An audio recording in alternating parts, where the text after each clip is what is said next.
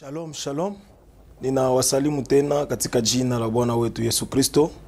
Ni Pastor Frank kutoka kanisa la Cité de David Kampala. Ninakuja na neno fupi tena ya kuzungumza na wewe ambayo inasema pourquoi la maison des Zachée, ama kwa nini nyumba ya Zakayo.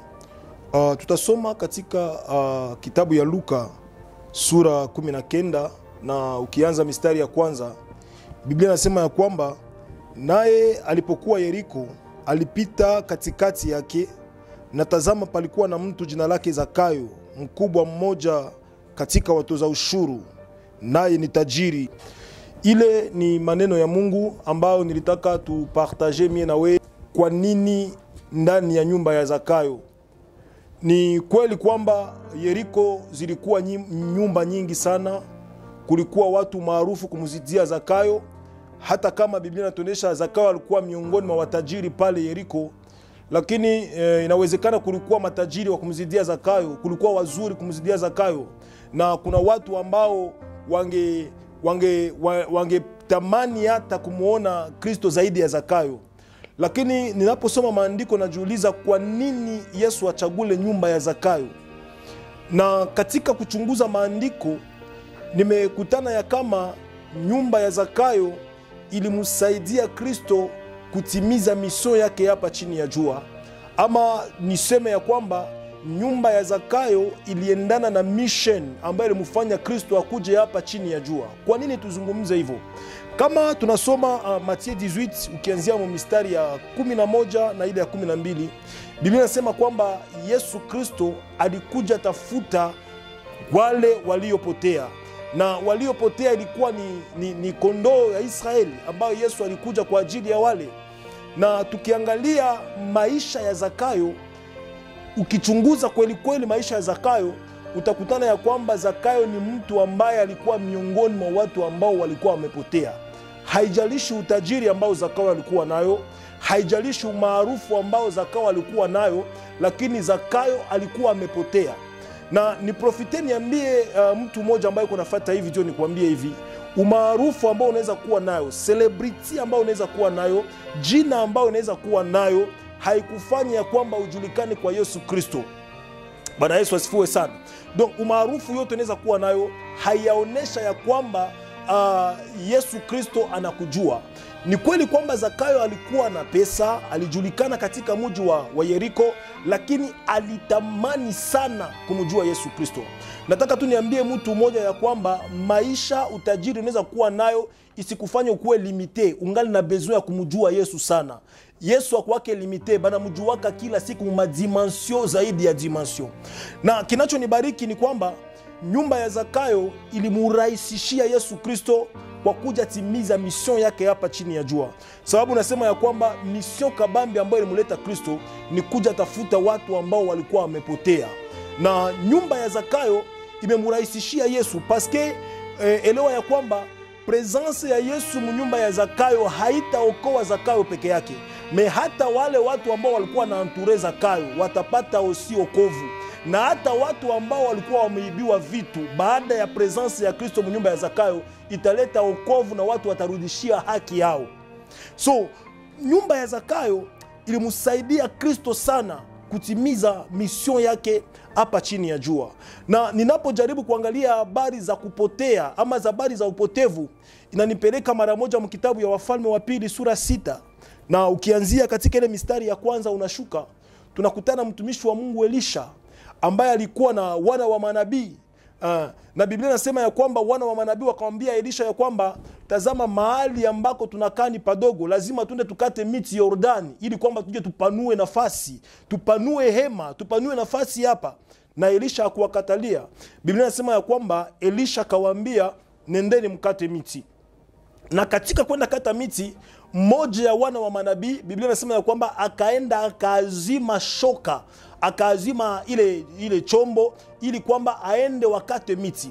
Maandiko yanasema ya kwamba walipofika kule Jordan, ule ndugu alipoanza kata, aseme ile mpini ya shoka ikaangukia ndani ya maji, na ilikuwa ole kwake. Akasema ya kwamba ole kwangu, sababu nikinachopotea haikukuwa yangu, lakini niliazima.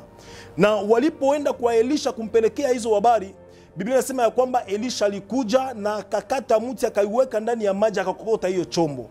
Ninapochunguza hii andiko, mara moja inanipeleka kuangalia mtu ambaye alipotea. Na tukiangalia mtu ambaye amepotea, kwanza ni Adam. Adam ndio mtu ambaye alipotea. Na katika kupotea ya Adam, tuelewe ya kwamba Adam katika kupotea yake, wakati wamemwazima shoka, aliyoazima shoka ni Adam, mwenye alipewa roho ya Mungu kwa muda mrefu. Na shoka ambayo iliyopotea ni Adamu ambaye alikuwa amefanya dhambi akamwasi Kristo. Na naangalia wakati yenye shoka ilikuwa imepotea, Adamu ambaye alikuwa amepoteza ile asili ya kwanza, Biblia inasema ya kwamba Elisha alienda akakata mti kwenye mlima na akaleta hiyo mti akaitia ndani ya maji ikarudisha hiyo shoka. Na tukiangalia mti ambayo Elisha alienda kata, inatupatia mara moja imaji ya Jesus Christ ambaye alikufa kumsalaba ili kwamba akuje okota kile kilichopotea. Na alafu tukiangalia yule ambaye alienda azimwa shoka, wala yule ambao walienda lomba ile chombo, inatupatia imaji ya kanisa. Paske ni eglize njo yenye Kristo ameachia roho. Adam alipewa roho wa Mungu, lakini roho hakukaa kwa Adamu.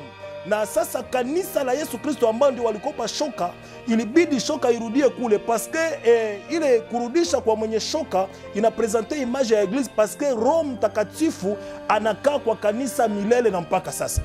So hii inatufanya kuelewa ya kwamba mission kubwa ya Yesu Kristo alikuja ni kurudisha wale watu ambao walikuwa wamepotea. Na kinachonibariki, kitu ya pili uelewe mwa hii andiko ni kwamba Kristo alipokuja komboa kutafuta wale waliopotea, ukisoma kitabu ya Luke 4 utakutana ya kwamba Biblia nasema Yesu alikuwa amefika pale Nazareti, kumji wake ambao alikuwa amezaliwa. Na nimejiuliza pourquoi Yesu aende Nazareti na asiende Yerusalemu kutangaza habari ya yeye kuja hapa chini ya jua. Ukisoma ile kitabu ya Luke 4 utakutana ni pale kwenye Yesu aliingia ndani ya hekalu pale Nazareti, na akaingia ndani ya hekalu. Biblia inasema akafungua kitabu cha Isaya, chuo cha Isaya, akatangaza na kuambia watu ya kwamba tazama, roho wa Mungu iko juu yangu, amenipaka mafuta ili kwamba kuja tangaza habari njema. Na tuelewe ya kwamba ili kwamba Yesu atimize mission yake hapa chini ya jua, ilibidi apitie kuvitu vizaifu ili kwamba mission yake ikuwa accompli. Leo kanisa tunashindwa paske tunapenda tuendee benye nguvu, batu nye balisha enea, wakati kuko batu benye bangali feble benye wanaweza saidia ufalme wa Mungu ikasimama leo kesho. Ndio maana mission kubwa yenye kanisa tumepewa leo ni kuendea watu ambao wamepotea. Kanisa mission kababu tumeendea, Yesu Kristo ametuachia ni kuendea watu ambao walikuwa wamepotea. Eglise haina besoin ya watu wenye walisha mjua Kristo.